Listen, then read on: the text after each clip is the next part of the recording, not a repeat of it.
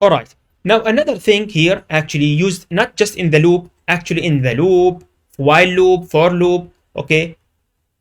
The condition, something called continue or break or pass, okay? So let's have an example. I equals 0, I is less than 10 this time.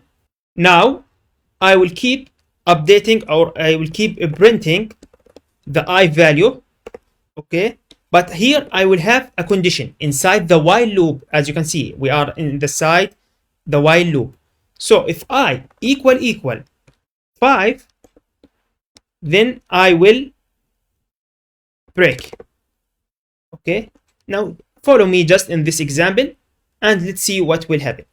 So this should print only from 0 to 5 because we already printing before 5, okay?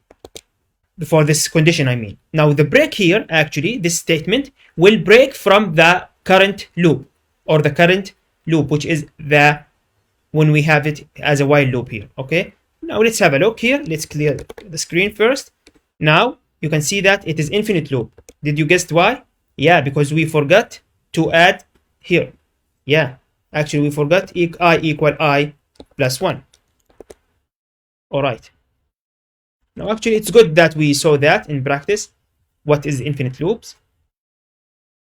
Now let's clear the screen and let's buffer. So you can see that we are printing from 0 to 4.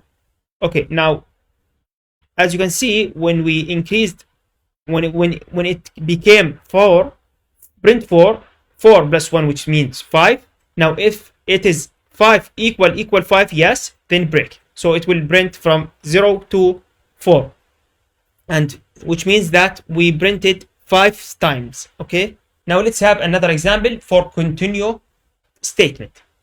Now if it is continue, now let's have another syntax. Now this time let's print these after the if condition. Okay, so I will have it here, but again it is inside the while indentation. So let's print I, and let's increase the I value. I equal I plus 1. All right. Okay, so if the value is 5, this time I will put continue. Okay. Okay, now you may ask me, what is the continue? Now we learned what is break. Break from the current loop. Okay, now continue, which means that continue immediately to the loop. All right. Okay, so this will give us an infinite loop. Why is that? Now follow me. I equals 0. It will keep until it is reached 4. So 4 less than 10, yes. Is 4 equal 5? No. So I will not do this condition, and I will go print 4. Now 4 plus 1, which is 5. So the new value is 5. 5 less than 10, yes. 5 equal 5, yes. Continue. So I will go again. 5 less than 10, yes. Is 5 equal 5? Yes. Continue. So this will give us an infinite loop. Okay. So let's test this out. Actually, it's better to have it with real action. So yeah, you can see that we have an infinite loop, but without printing anything. As you can see, the cursor is stopped moving.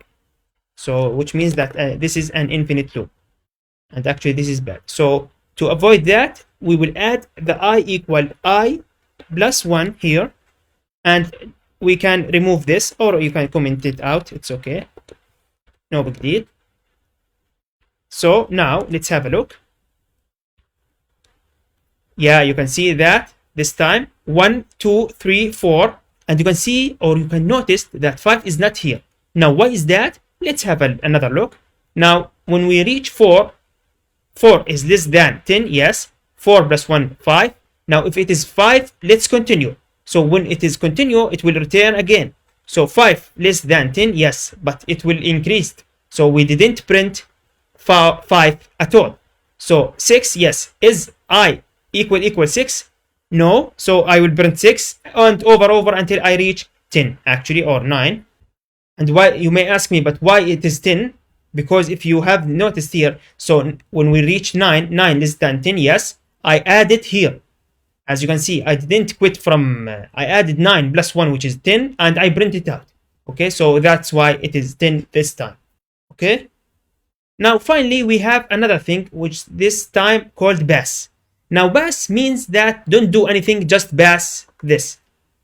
Now what is that exactly and why it is used? Now, sometimes you wrote functions or you wrote specific indentation and you don't need to do anything currently, or you don't need to do anything just to check if it is something or not. Okay, and you don't need to include anything, you just need it to be empty. But you know that empty is not acceptable with Python. So if I removed this and put if I equal 5 without anything inside it, so let's test this out. This actually it's better.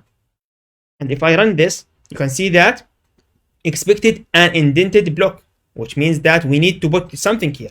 So how to do that? Actually, we will use the pass, which means that in this indentation or this block, there are nothing, but actually not nothing, it is pass. So just pass that.